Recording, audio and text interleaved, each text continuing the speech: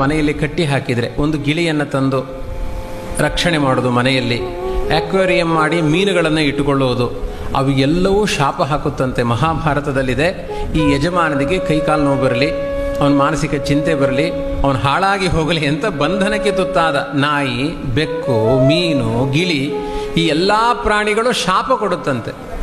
ಇಷ್ಟಾಗಿ ಈ ಪಾರಿವಾಳ ಗಿಳಿಗಳೆಲ್ಲ ಮನೆ ಒಳಗಡೆ ಬಂದು ಏನಾದರೂ ಗೂಡು ಮಾಡಿ ಮೊಟ್ಟೆ ಇಟ್ಟರೆ ಅಕಾಲ ಮರಣ ಬರುತ್ತೆ ಅಂತ ಸೂಚನೆ ಅದು ಅಂತ ಹೇಳಿದ್ದಾರೆ.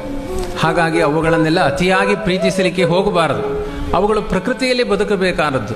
ಆದರೆ ಪ್ರತಿಯೊಂದು ತಿನ್ನುವ ತುತ್ತಿನ ಜೊತೆಗೆ ಈ ಯಜಮಾನನಿಗೆ ಒಳ್ಳೆಯದಾಗಲಿ ಅಂತ ಆಶೀರ್ವಾದ ಮಾಡುವ ಏಕೈಕ ಪ್ರಾಣಿ ಹಸು ಮಾತ್ರ.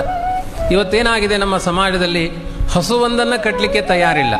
ನಾಯಿ ಕಟ್ಟುತ್ತಾರೆ, ಪುಚ್ಚೆ ಸಾಕ್ತಾರೆ, ಮನೆ ತುಂಬ ಪುಚ್ಚೆಗಳು. ಒಂದು ಬೆಕ್ಕಿನ ರೋಮದಲ್ಲಿ ಕೋಟಿ ಬ್ರಹ್ಮಹತ್ಯೆಯ ಪಾಪಗಳಿದೆಯಂತೆ. ಅದಕ್ಕೆ ಸಣ್ಣ ಸಣ್ಣ ಮಕ್ಕಳೆಲ್ಲ ಪುಚ್ಚೆ ಪುಚ್ಚೆ ಅಂತ ಅಚ್ಚೆ ಬಚ್ಚೆ ಎಲ್ಲ ಮಾಡಬಾರ್ದು. ಅದಕ್ಕೆ ಅತಿಯಾದ ಪ್ರೀತಿಯನ್ನು ಮಾಡಬಾರ್ದು. ಮಹಾಪಾಪಿಷ್ಠವಾದ ನಾನೇ ದೇವರು ಅನ್ನುವ ಅಹಂಕಾರಪಟ್ಟ ವ್ಯಕ್ತಿಗಳು ಬೆಕ್ಕಾಗಿ ಹುಟ್ಟಿರ್ತಾರೆ ಅಂತ ಇದೆ. ಅದು ಹಾಲು ಕುಡಿಬೇಕಾದ್ರೆ ಈ ಯಜಮಾನ ಸತ್ತೇ ಹೋಗಲಿ ಎನ್ನುತ್ತಂತೆ. ಅಷ್ಟು ಕೆಟ್ಟ ಪ್ರಾಣಿ ಅದು ಪುಚ್ಚೆ.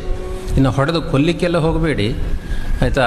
ಅತಿಯಾದ ಪ್ರೀತಿಯಿಂದ ಅದನ್ನು ಸಾಕ್ಲಿಕ್ಕೆ ಹೋಗಬೇಡಿ. ಸೈಂಟಿಫಿಕ್ ಆಗಿಯೂ ಒಂದು ಬೆಕ್ಕಿನ ರೋಮ ನಿಮ್ಮ ಗರ್ಭಕ್ಕೆ ಹೋದರೆ, ಹೊಟ್ಟೆಗೆ ಹೋದರೆ ಅದು ಕ್ಯಾನ್ಸರ್ ಆಗಿ ಪರಿಣಾಮ ಆಗುತ್ತೆ ಎನ್ನುವ ನಿಂದನೆಗಳು ಸೈಂಟಿಫಿಕ್ ಆಗಿ ಇದೆ. ಪ್ರತಿಯೊಂದು ಪ್ರಾಣಿಗಳು ದ್ವೇಷ ಮಾಡುತ್ತೆ.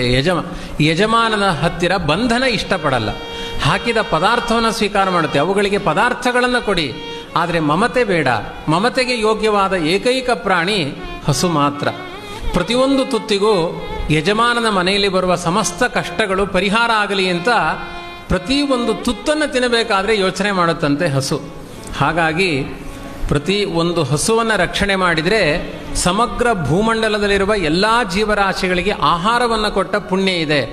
ಕೊನೆಗೆ ಮನೆಯಲ್ಲಿ ರಕ್ಷಣೆ ಮಾಡಲಿಕ್ಕಾಗಲಿಲ್ಲ ಅಂದರೆ ಬೀದಿಯಲ್ಲಿ ಹೋಗುವ ಹಸುಗಳಿಗಾದರೂ ಆಹಾರ ಕೊಟ್ಟು ಬನ್ನಿ ಅಂತ ಪ್ರತಿದಿನ ಕರ್ತವ್ಯದಲ್ಲಿ ಸೇರಿಸಿದ್ದಾರೆ.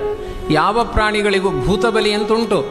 ಅದು ಸುಮ್ಮನೆ ಆ ಅನ್ನವನ್ನು ಭೂಮಿಯ ಮೇಲೆ ಹಾಕುವುದು, ಯಾರ್ಯಾರಿದ್ದಾರೆ ಎಲ್ಲ ತಿಂದುಕೊಂಡು ಹೋಗಲಿ ಅಂತ.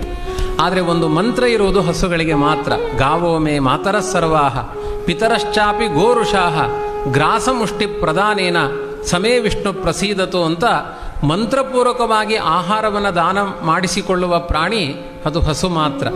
ಗೋದಾನ ಅನ್ನುವ ಪದ್ಧತಿ ಇದೆ. ಎಲ್ಲಿಯಾದರೂ ಪುಚ್ಚೆ ದಾನ ಅಥವಾ ಶ್ವಾನದಾನ ಅಂತ ಇದೆಯಾ? ಇಲ್ಲೇ ಇಲ್ಲ. ಅದು ದಾನಕ್ಕೆ ಬರುವ ಪ್ರಾಣಿಯೂ ಅಲ್ಲ, ಅದು ಶಪಿಸುವ ಪ್ರಾಣಿ ಅಂತ. ಇದನ್ನು ಯಾಕೆ ಹೇಳ್ತಾ ಇದ್ದೇನೆ ಅಂದರೆ ಇವತ್ತಿನ ಸಮಾಜಕ್ಕೆ ತುಂಬ ರಿಲಿವೆಂಟ್ ಅದು.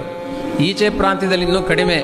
ನಮ್ಮ ಮೈಸೂರು ಬೆಂಗಳೂರಿನಲ್ಲಿ ಒಂದೊಂದು ನಾಯಿ ಸಾಕುವವನಿಗೆ, ಅದಕ್ಕೆ ನಾಯಿ ವಾಕಿಂಗ್ ಮಾಡಿಸುವವನಿಗೆ 35,000 ಸಂಬಳ ಉಂಟು.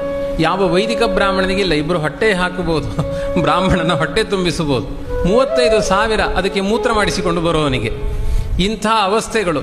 ಮತ್ತೆ ಅಲ್ಲಿದ್ದವರೆಲ್ಲ ಮನೋರೋಗಿಗಳೇ ಆಗ್ತಾರೆ. ನಾಯಿಯನ್ನು 5 ವರ್ಷ ಸಾಕಿ ನೋಡಿ, ನಿಮಗೆ ಮನೋರೋಗ ಜಾಸ್ತಿ ಆಗುತ್ತೆ ಅಂತ ಹೇಳಿದ್ದಾರೆ.